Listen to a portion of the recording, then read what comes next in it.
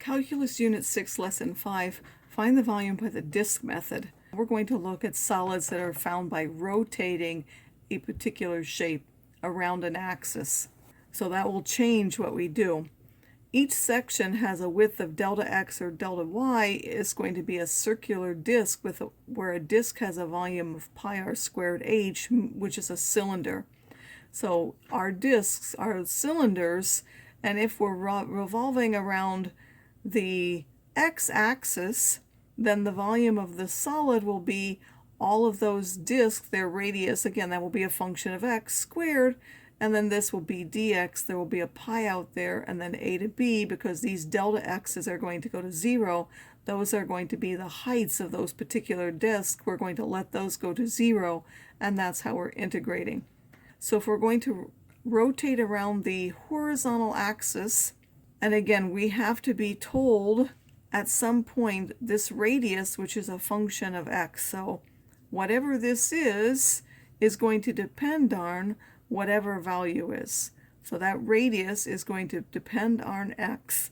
And then we're going to take all the x's from a to b, and we're going to take, again, this is pi r squared, and then the radius of that is some delta x, which we're going to let go to 0. So it's going to be pi r squared, and then we'll have dx. That's really the height of that particular cylinder, and then you're integrating from a to b.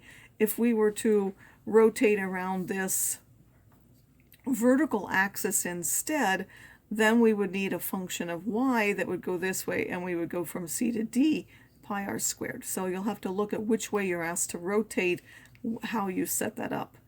And if the whole region is not rotated, but instead some area between two curves, so maybe it's not touching the x-axis, maybe it's this part, and you would rotate that, such as here, and then you rotate around your radius, then you're going to have to look at the difference in those two things. So you have to take the outer one, which will be, say, the pi capital R squared dx, and then you'll subtract pi times the radius squared of dx, or you do the outer one squared minus the inner one squared, and then do one integration for that.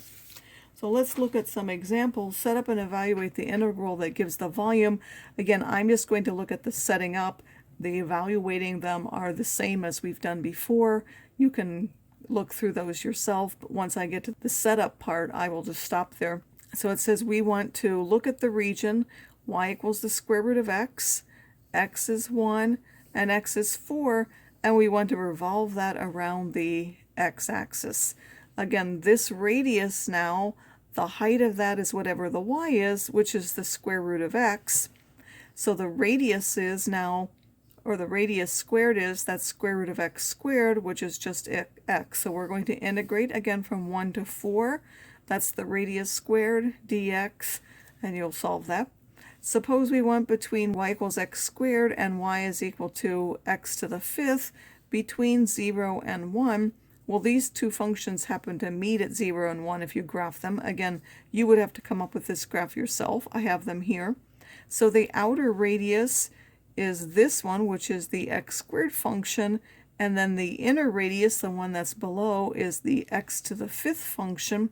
And then you're squaring each of those. So you want capital R squared minus little r squared, and you're going to subtract those. So that would be, again, pi. You're integrating from 0 to 1. Then you want the outer radius squared minus the inner radius squared would give you this, and then you would integrate. For this one, we're going to rotate now around the y-axis, so we want to set everything up with y instead of x. We have y is equal x to the 2/3, x equals 0, and y equals 1. Well, now we need to know what x is in terms of y, so we're going to rewrite this by solving. So in order to get rid of 2/3, you would take the 3/2 power of both sides, so we would get x is y to the 3/2. Again, we're going around the axis, so we just need an r squared. R squared is that, which is now r cubed, and again, now it would be pi times that radius squared dy now from 0 to 1, because we're rotating the other way. As more examples, they don't have to be around the x or y axis, and that will change how you find the radius. So find the volume generated by revolving the region bound by y equals the square root of x, y equals 0 and x equals 3 around each axis. So first of all, if you sketch that, that's y equals the square root of x.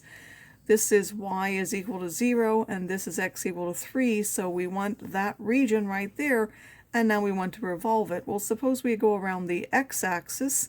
Well, now we would want a y equal, so the radius would be the square root of x squared. That's the radius squared would give us x. And then we're going to go again from 0 to 3, so that would be pi, the integral from 0 to 3 of x dx. If we go around the y-axis, well, now we're going from the outer one, and then this is the inner one. So the outer one is 3, so capital R squared is 9. The inner one, we would want that in terms of x now. Well, if we rewrite this, x is y squared, so little r squared would be y to the 4th, because I would have to square that. Then I'm going to take capital R squared minus little r squared, which would now be 9 minus y to the 4th. And now I'm going to integrate from 0 to whatever this point is. Well, if this is 3, then the y value is the square root of 3, so we would be integrating from 0 to the square root of 3 of that.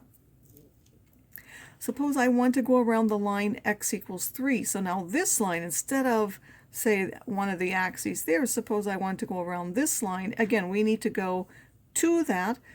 In that case, we only have one again. We're going from here to that axis. How long is that going to be? Well, if this is the point x, and we knew this was 3, then that radius has to be 3 minus x.